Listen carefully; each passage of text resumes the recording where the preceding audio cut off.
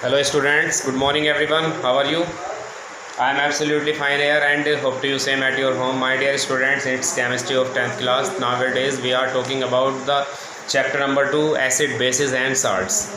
Students, we have already discussing about the nature of the acids as well as the bases in your study classes and already studying about the definition of indicators. So I am repeating again my definition. Indicators are those chemical substances which gives one color in acidic medium and other color in basic medium.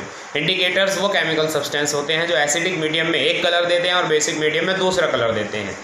ये indicators होते हैं। ध्यान दें आप, indicators कुछ ऐसे chemical substance हैं जो एक केमिकल सॉल्यूशन में एक कलर देंगे और दूसरे में दूसरा कलर देंगे।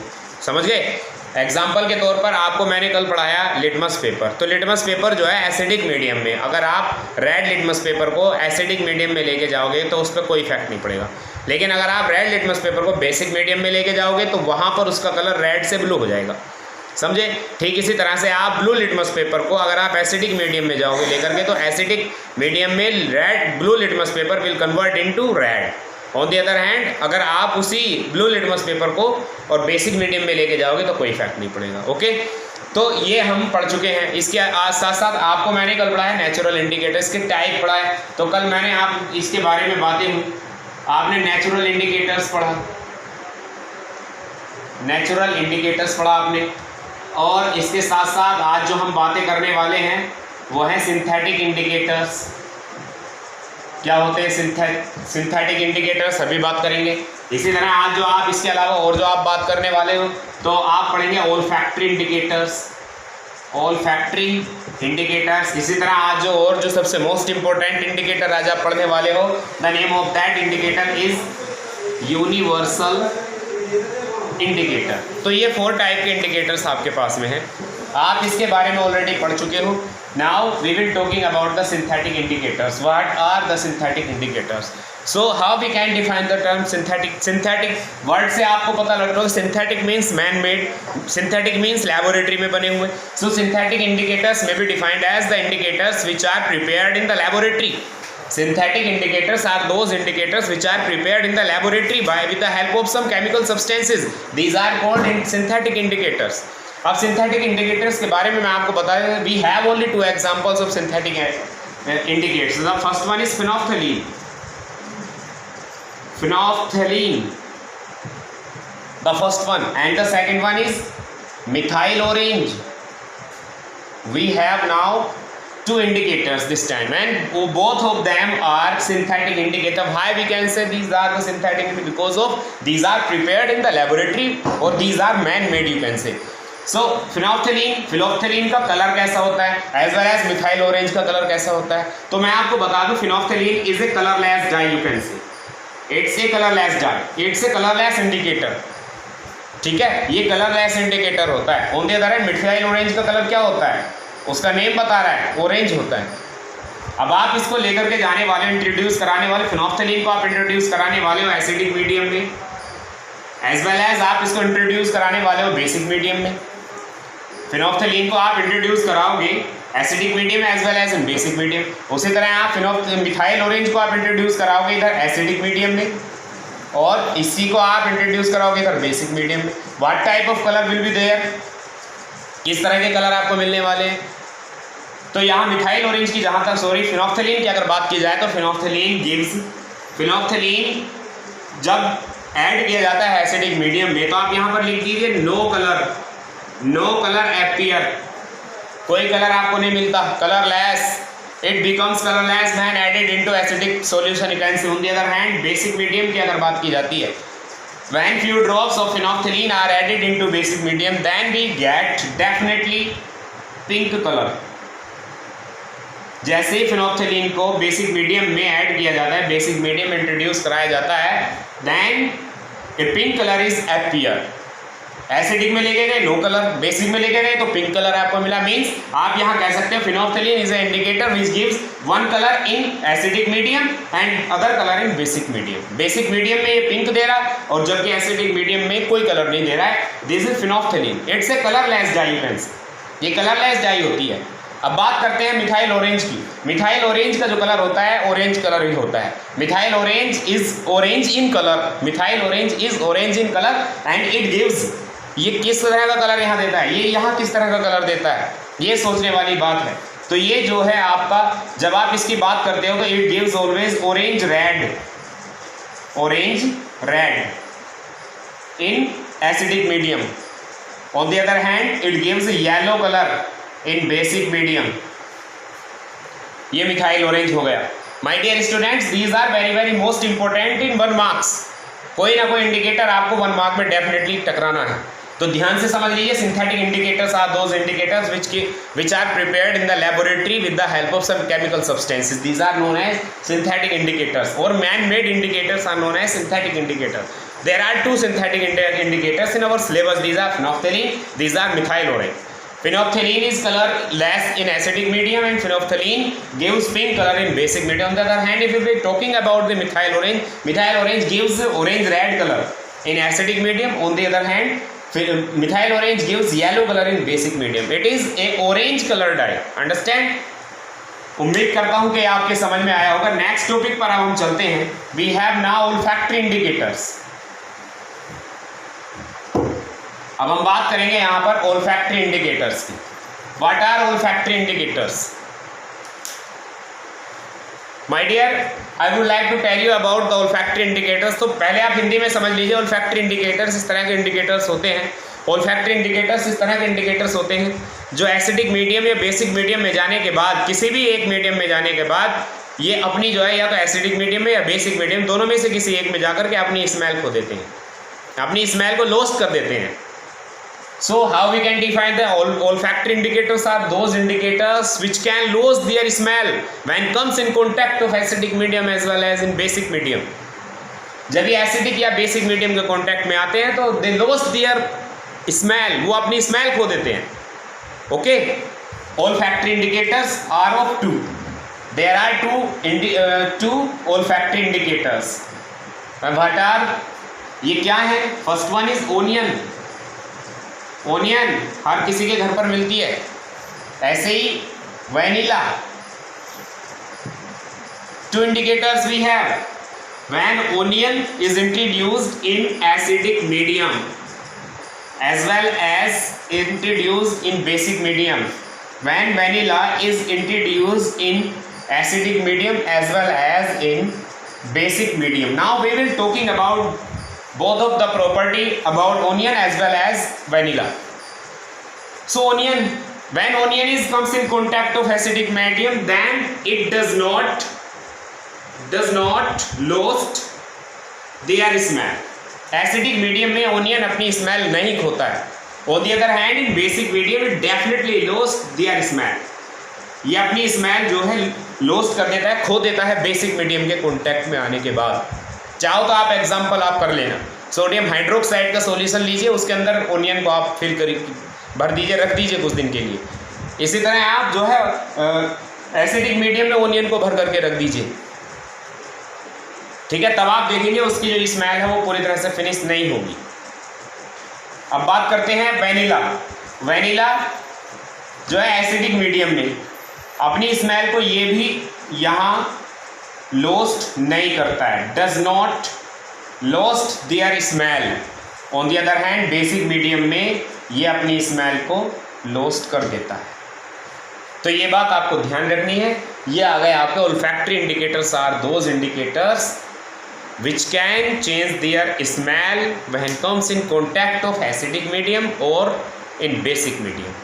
These are called olfactory indicators. olfactory indicators वो indicators होते हैं जो एसिडिक या बेसिक मीडियम के कांटेक्ट में आने के बाद अपनी स्मेल को खो देते हैं, अपनी स्मेल को चेंज कर देते हैं, ठीक है। These are olfactory indicators. Now we have only one topic related to indicators, that is universal indicator. I would like to tell you one thing, that one question is compulsory, one question is related, 1 marks question is definitely comes in your board examination from indicators. Remember, don't forget this thing. Now universal indicator, what is an universal indicator? एक universal indicator किसे कहते हैं तो मैं आपको बता देता हूँ। बहुत सारी चीज़ें आपके पास में हैं, जैसे फिनोफ्थलीन जैसे, मिथाइल ऑरेंज जैसे, मिथाइल रेड जैसे, लिटमस सॉल्यूशन, इतने सारे। इसके साथ साथ और भी हैं। इसके साथ साथ अब अगर आप ऐड करना चाहो अल्कोहल तो चलेगा, इसके साथ साथ अगर आप ऐड करना चाहो वाटर तो भी चलेगा। तो how you can define the term universal indicator? Universal indicator, universal word से पता लग रहा है, यूनिवर्सल कुछ बड़ा होने वाला है। So universal indicator is a universal indicator may be defined as the combination of many kinds of indicators like phenolphthalein, methyl orange, methyl red, litmus solution, alcohol and water. That solution is known as universal indicator. Universal indicator may be defined as the combination of many kinds of indicators like phenolphthalein, methyl orange, methyl red, litmus paper, alcohol, water, etc. The obtaining solution is known as universal indicator. Okay, this is also present in the form of solution. ये present होता है solution की form में भी, as well as in the form of litmus paper, as well as in the form of paper. Strip और paper एक ही बात है। तो ये प्रेजेंट होता है सॉल्यूशन की फॉर्म में भी, प्रेजेंट होता है पेपर की फॉर्म में भी, यूनिवर्सल इंडिकेटर। ठीक है, तो ये इस तरह का होता है। ये कॉम्बिनेशन है बहुत सारे इंडिकेटर्स के मिलकर के बनने का। आप देखिए, मैं आपको बता दूं, जितने भी हमारे इंडिकेटर्स हैं लाइक नेचुरल इंडिकेटर्स में मैंने कल आपको पढ़ाए थे, लिटमस पेपर पढ़ाया मैंने आपको, उसके अंदर आपको याद होगा। इसी तरह सिंथेटिक इंडिकेटर्स में आज पढ़ाया आपको फिनोफ्थलीन, मिथाइल ऑरेंज पढ़ाया। ऑल्फैक्टरी इंडिकेटर्स में आपको ओनियन पढ़ाया, वैनिला पढ़ाया। अब यहाँ पर यूनिवर्सल इंडिकेटर की बात चल रही है। ये जो है एक कलर डाई होती है और ये पेपर की फॉर्म में मिलता है। लेकिन अगर आप इतने सारे जो आपने पढ़े हैं ऊपर, लिटमस पेपर आपने पढ़ा है, ठीक है, और भी ना जाने क्या क्या आपने बहुत सारे इंडिकेटर्स पढ़ लिए, तो वो सब के सब केवल नेचर बता सकते हैं। That can be calculate the nature of the solution but cannot the accurate strength of the acidic or basic medium. On the other hand, only one that is universal indicator that can be calculated easily, the strength of the acidic medium as well as the basic medium. वो acidic medium की strength और basic medium की strength दोनों को बताता है। Universal indicator accurate, बिल्कुल accuracy देगा, बिल्कुल डेफिनेटली एक्यूरेसी देगा। ये यूनिवर्सल इंडिकेटर एक चार्ट पेपर पर वर्क करता है। मैं उसको बना रहा हूँ। चार्ट पेपर किस तरह का है ये देख लीजिए। एक चार्ट पेपर पर ये वर्क करता है यूनिवर्सल इंडिकेटर। ये लीजिए, ये लीजिए, इस तरह से आप इसको बना लीजिए। एंड इन द मिडिल आप यहां पर शो कीजिए हेयर, ये लीजिए, this is the middle point that is 7। यहां से स्टार्ट कीजिए 0 1 2 3 4 5 and 6. There is 8 9 10 11 12 13 and that is 14. ये लीजिए, ये वर्क करता है on the basis of the colour. आपको बिल्कुल एक्यूरेट, आप किसी भी टाइप का कोई भी सॉल्यूशन लेकर के आइए, universal indicator 100% gives you the accuracy, 100% accurate basic and acidic strength of the solution. हाँ, अब कैसे देगा ये सोचने वाली बात है, तो मैं आपको बता दूं। यहाँ ये जो आपका 7 है, 7 will give you green colour. अगर किसी भी सॉल्यूशन की पीएच का अगर आपको पता लगाना है और आपके पास में बिल्कुल एक एक्यूरेट ग्रीन कलर आ रहा है उस सॉल्यूशन में, आप 1 और 2 ड्रॉप्स आप जो है यूनिवर्सल इंडिकेटर के उस सॉल्यूशन में आप ऐड कराइए। If you found if appear the green colour then definitely you can say that the pH of the solution is 7। आप तब कह सकते हो कि जो पीएच जो है वो सॉल्यूशन की वो 7 है। And that is natural, that is neutral in nature. Neutral है, ना वो एसिडिक है ना वो बेसिक है। ठीक है, तो यहां से आप इसको याद रख सकते हैं। बात आती है अब यहां से लेके यहां तक की, ये तो यहां पर किस तरह का कलर आपको मिल सकता है, अब उसके बारे में हम बात करने वाले हैं। क्या किस टाइप का आपको कलर यहां पर मिलेगा, तो ये आपको मिलेगा greenish blue, if you will obtain greenish blue, then definitely you can say that the pH of the solution is 8. तब pH जो है सॉल्यूशन की वो 8 है, ग्रीनिश ब्लू कलर आया है। इसके बाद यहाँ आ जाइए 9 पर। यहाँ किस तरह का कलर आपको मिलने वाला है? ब्लू। ठीक है, यहाँ आ जाइए 9 to 10 पर, दैट इज नेवी ब्लू। ये नेवी ब्लू कलर देगा। 10 to 11 पर कौन सा कलर आपको मिलने वाला है? Blue, navy blue, that is purple. Here is, इस तरह यहाँ कौन सा कलर आपको मिलने वाला है? ये पर्पल हो गया, that is dark purple, dark purple. 13 पर क्या आने वाला है? वायलेट। 14 पर क्या आने वाला है? वायलेट। याद रखना, ये तो हो गए सब बेसिक नेचर के, जो बेसिक मीडियम के जो कलर हैं आपके, सब आपको बना दिए हैं। नोट कर लीजिएगा and don't forget, very very most important, याद रखना।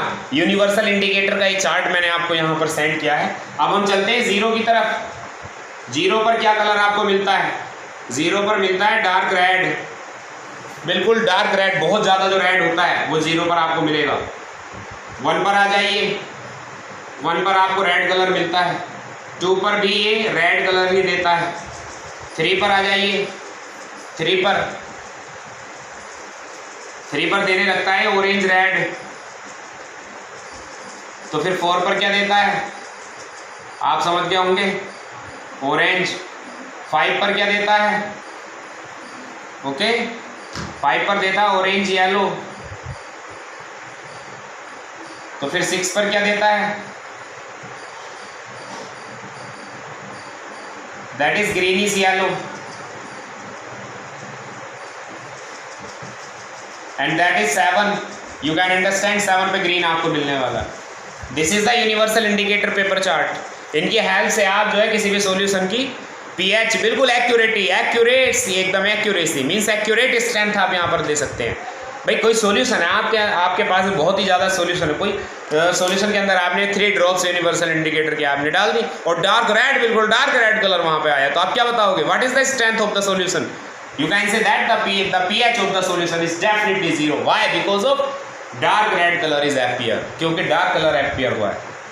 ओके, वायलेट कलर आपको मिलता है तो आप कह दीजिए the solution have the pH equal to 14। इस तरह से ये है आपका यूनिवर्सल इंडिकेटर चार्ट। भूलना मत, ये मैंने नोट कर दिया है। वीडियो को पॉज कीजिए, इसको नोट डाउन कर लीजिएगा जरूर याद करके। ओके स्टूडेंट्स, नेक्स्ट क्लास में और अब जो आपके जो भी क्वेश्चन आपके बच रहे हैं स्टूडेंट्स, इट्स रिवीजन टाइम। तो रिवीजन के लिए मैं कल आपको फिर दोबारा से क्वेश्चन आपको सेंड करूंगा और उन क्वेश्चंस को आप फिर दोबारा से मुझे सोल्व करके और सेंड कर दीजिएगा। Okay student, thank you and have a nice day. Good morning everyone.